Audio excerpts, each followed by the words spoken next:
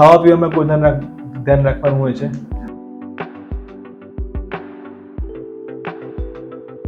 Dialysis વાળા દર્દીઓને ખાસ તો એક સોડિયમનું પ્રમાણ જાળવવું પડતું હોય છે. એટલે એના માટે એવું કહેવાય કે સોલ્ટ જે છે એ પૂરા દિવસનું 4 ગ્રામ કરતાં ઓછું લેવું જોઈએ.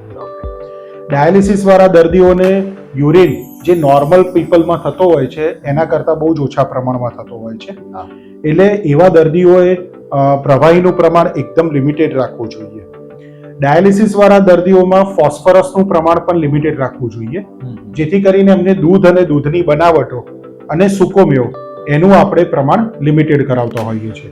અને ખાસ એક ઇમ્પોર્ટન્ટ વસ્તુ કે ડાયાલિસિસ વાળા દર્દીઓમાં યુરિન ઓછો થવાના લીધે શરીરમાં પોટેશિયમનું પ્રમાણ વધી જતું હોય છે, કે આ પોટેશિયમ જે છે હાર્ટ માટે બહુ હાનિકારક છે.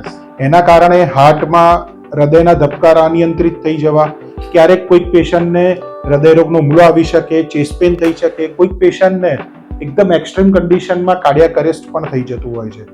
તો પોટેશિયમ રિલેટેડ જેટલા બી ફ્રૂટ્સ છે, ડ્રાયફ્રૂટ્સ છે અને લીલી ભાજીઓ છે એને આપણે લિમિટેડ કરાવતો હોઈએ છીએ. હવે જ્યારે ડાયાલિસિસ પેશન્ટને અઠવાડિયામાં 2 કે 3 વાર ચાલતું હોય તો એવા પેશન્ટને ન્યુટ્રિશનની બહુ જરૂર પડતી હોય છે. એટલે એવા પેશન્ટમાં અમે લોકો 1 ગ્રામ પર કેજી પર ડે, એટલે કે 60 કિલોનો માણસ હોય અને એ ડાયાલિસિસ કરાવતો હોય તો એને રોજ 60 ગ્રામ જેટલું પ્રોટીન ઇન્ટેક કરવાની એને અમે એડવાઇસ આપતો હોઈએ છીએ.